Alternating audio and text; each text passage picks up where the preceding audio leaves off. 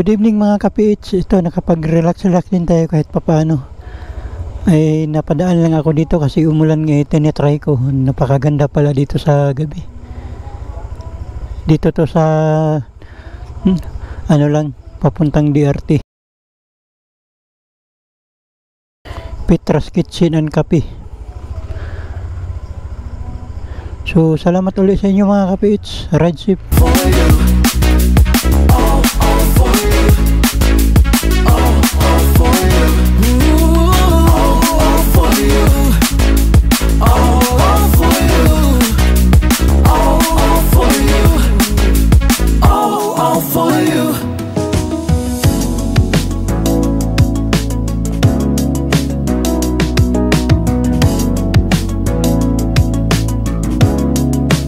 Life is full of unexpected moment.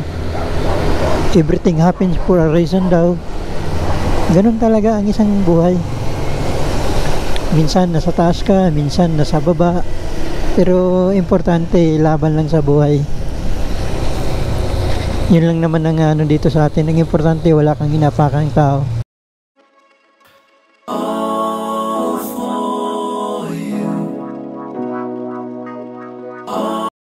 At lagi niyong tatandaan, life is a learning process. Hanggat may nakasasalamuha tayong mga tao, meron at meron tayong matutunan sa mga araw-araw nating pakikibaka sa buhay. Basta ganun lang. As we grow older, naging matured na tayo, marami tayong mga karanasan, good or bad experience. You have to fight for it lang. Para sa future mo, para sa family mo, kahit gaano kahirap.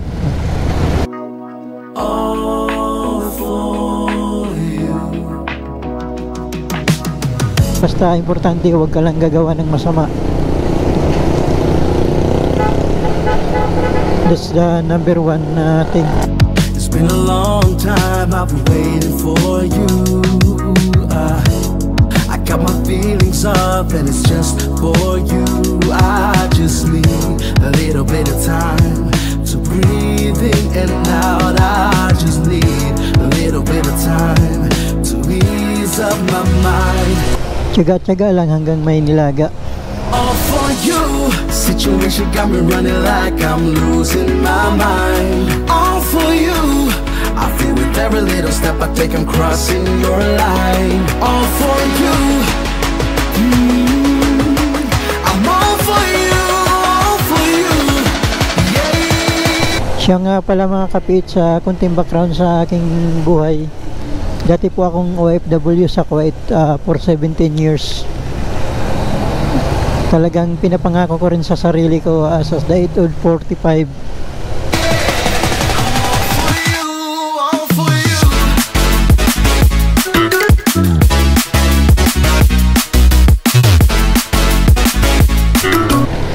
And then nakapagtrabaho sa Maynila for almost 11 years. And then nakapag-abroad tayo sa bansang Kuwait.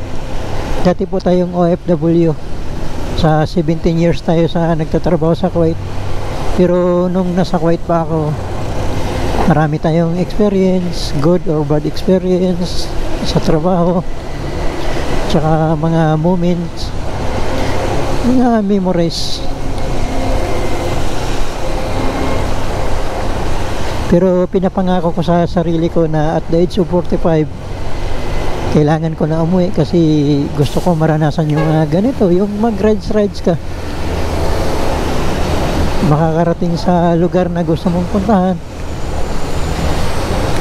Kasi mahirap naman pag tumanda na tayo. Yung mga puro sa papel lang natin nakikita sa mga pinag-aaralan natin, like Banawe sa Ifugao, napuntahan na natin. Yung mga rice terraces. Kasi as we grow older talaga, pag doon pa tayo gagawa, hindi natin kaya. So hanggat kaya pa, yun nga sinasabi ko, life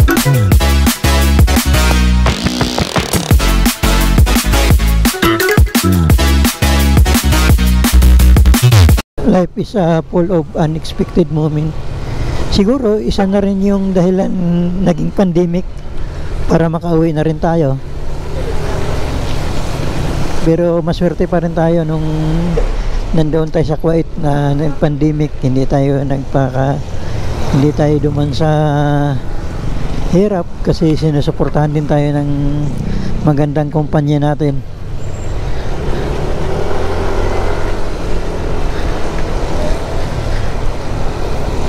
The main reason lang dahil medyo matagal talaga yung pandemic nangyayari, so hanggat nag-decide na yung kumpanya namin na kung sinong gustong umuwi, kung sinong gustong mag-voluntary resign. So, ganun. Sabi ko, I'm 45 years old na, kailangan ko na umuwi.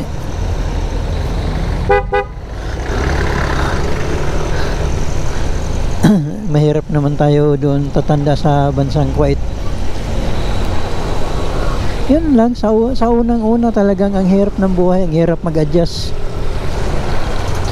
Pero pag nakuha mo na yung diskarte mo sa pamumuhay sa Pilipinas, go lang ng go. Sa una talagang lahat naman ng bagay sa una mahirap eh. Wala namang madali. Kaya life is a learning process talaga. Para kang nag-umpisa sa bago uli. Lahat na bagay walang madali.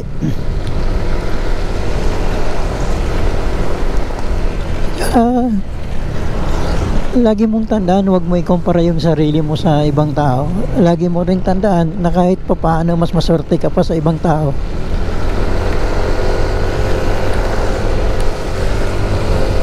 Hindi naman tayo sabay-sabay pinanganak.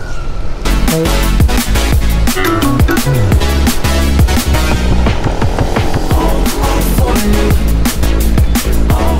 Ganun talaga ang buhay.